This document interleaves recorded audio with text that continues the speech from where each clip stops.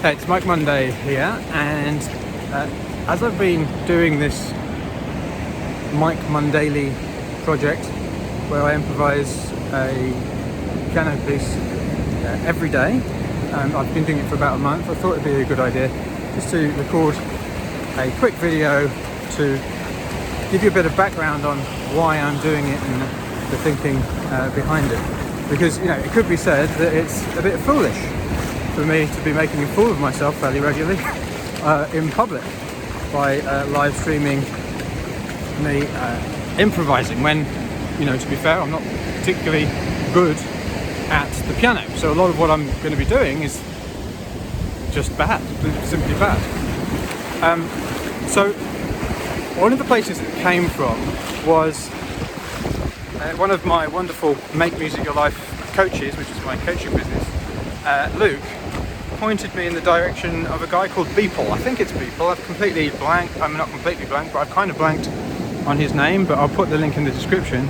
Who is a guy who's been releasing or making an image every day for almost 5,000 days straight,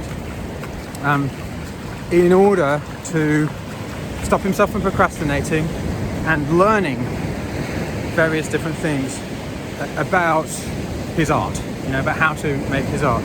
And his reasoning, which is very correct, was that if he does it in public, then he'll stop, you know, he's got no choice almost. And he's just made one decision: I'm going to do it every single day, and I'm not going to do anything different. And as a result of that, I mean, you just need to have a look at his website from where he started to where he is now. You'll see the improvement in what he's doing. I mean, it's really incredible. It's very inspiring. So that was one thing. The other thing, on a personal level, in my own music, in coming back to making music after almost 10 years off, one of the things that I really aspire to do is break myself free from the tyranny of the DAW, the tyranny of the grid, the tyranny of the the lines. Yeah, I want to break free of the grid, and I'd love to be able to make music which just comes, which I record. It's more recorded, even though it's electronic. It's more recorded than assembled, if you like.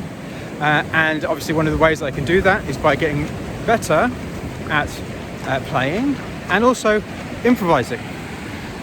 So when I thought, and the final reason is that as a coach of many composers and music producers and musicians, DJs who are all, you know, trying to make music their life,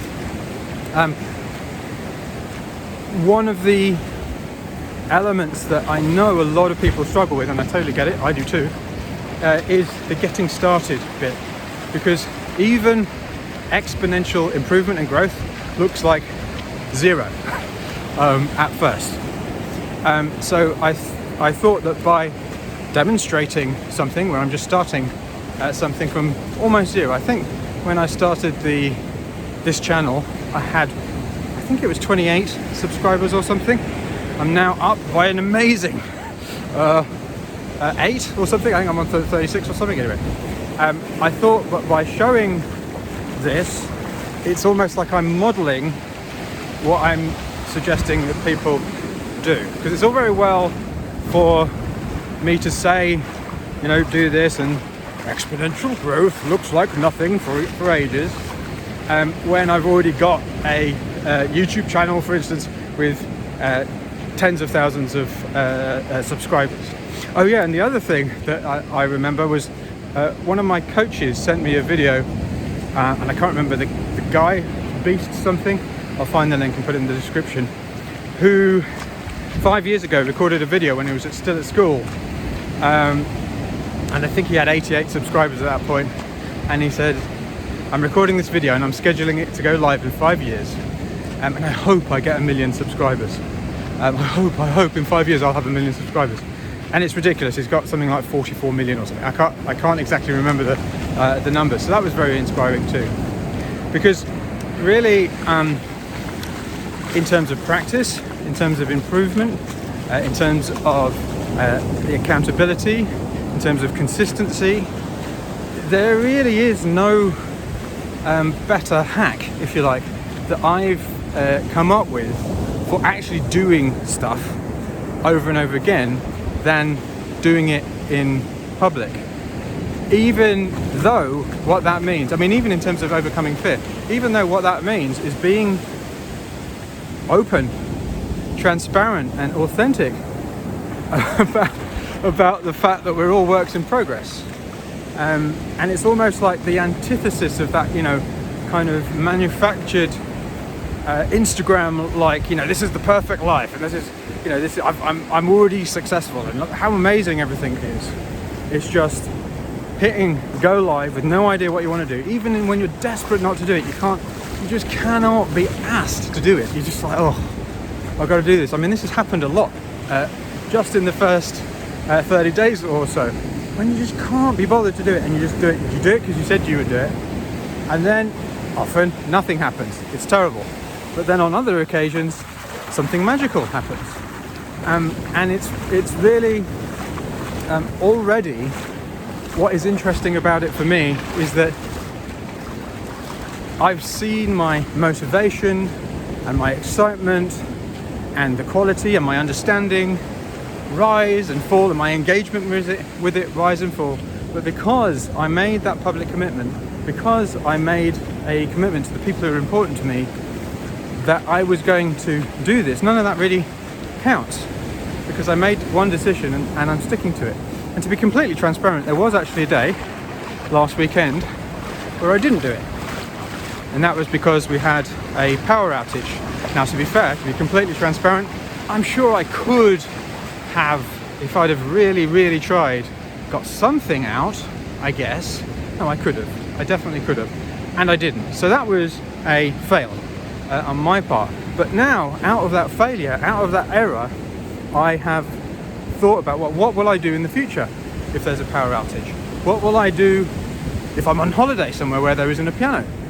And I'm already coming up with solutions for that problem. So I've done it every day, bar one, for almost a month, and I intend to keep this going, no matter what. If I miss a day here and there for unforeseen circumstances, well, sometimes things like that happen. But really, what this is about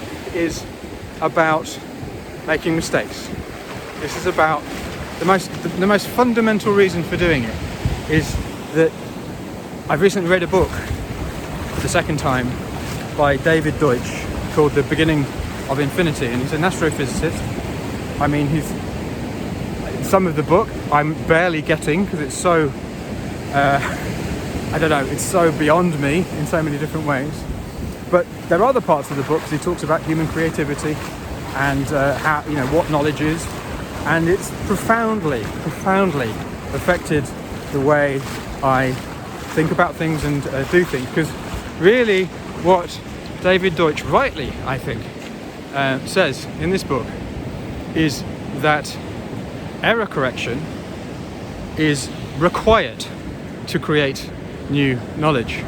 And let's face it, if you look at even just a few of the live streams I've done so far for this Mike Monday project, I'm sure you will agree that there is a lot of errors happening. And because I am thinking about those errors as the start of the creation of knowledge, and therefore creating much more knowledge. So I hope you enjoy some of my future Mike MonDaily live streams. It's going to be super interesting to find out where this ends up in a few years' time. It's going to be super interesting to see how much better I am. I already can feel there's a certain level of understanding that I'm accessing. Tiny little extra level of understanding I'm accessing about improvisation, about the writing of music, about how music works, about making things almost immediately understandable to people, which is super exciting to me.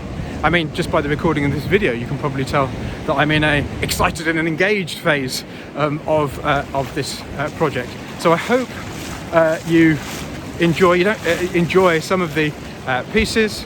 I will record occasional videos like this to let you know what's going on and where I'm at with it. Subscribe to the channel if you want to see me fail time and time again. And until later on, when I'll be playing another probably terrible piece for you, onwards and upwards.